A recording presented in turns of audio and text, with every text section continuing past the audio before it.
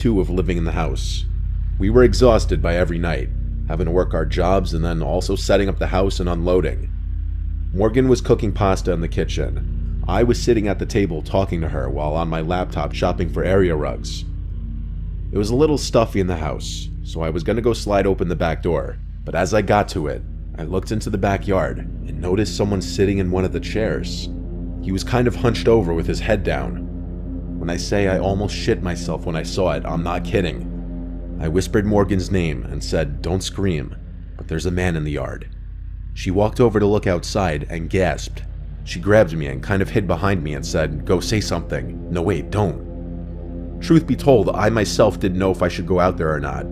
I'm not the biggest man, to be honest, and even though this guy had his back to us and was sitting down, he looked like he was bigger than me.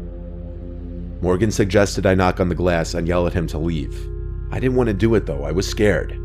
The backyard is huge, but right outside the backyard door is a patio with the leftover furniture. The lights in the yard weren't on. We just saw him through the interior lights shining through the glass door, which meant he had to know we were in here. I said fuck it, knocked on the glass and yelled, "Hey, you need to get off our property." The man turned around and looked at me.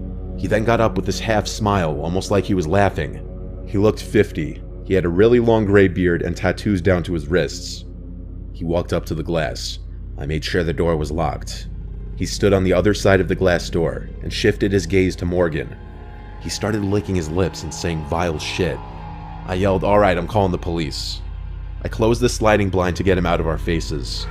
I called 911 and told the operator to please hurry and send police to our house. I could still hear the man on the other side of the door, now speaking at a very high volume, almost yelling, still saying disgusting things about Morgan. I put the phone to the glass so the operator could hear it. He made me stay on the phone until police would show up. Eventually it went quiet outside, and so I took a peek out the glass and the guy was gone. Still, I couldn't wait for police to arrive, and when they did, they searched the backyard, took a police report, and left. We thought it was over, but later on that night when we were in the living room watching TV, we both agreed we heard something from outside in the yard. I went over to the window and kinked the blind, just enough to see that man outside again. He had a cigarette in his hand. He was talking to himself, or trying to talk to us, facing the house. He noticed the kink in the blinds, because he ran over to the window. I jumped back, and he started pounding on the window, saying all these awful, sick things he wanted to do to Morgan. I told her to go upstairs. I didn't want her to hear this anymore. I yelled, "I'm gonna call the police again," and then the pounding stopped, and he went silent. I waited a few seconds before kinking the blind again, and he was gone. I went upstairs to go comfort Morgan, who was visibly shaken. I told her he was gone, when in hindsight I should have called the cops again.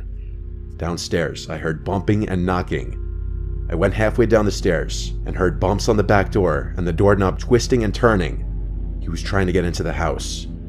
I grabbed the phone in the kitchen and called 911 again, once again begging the operator to send police now.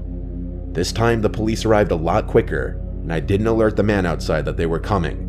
But unfortunately, by the time they showed up, that man disappeared again. It's very likely he just ran off into the trees deep in the backyard. He didn't come back again that night.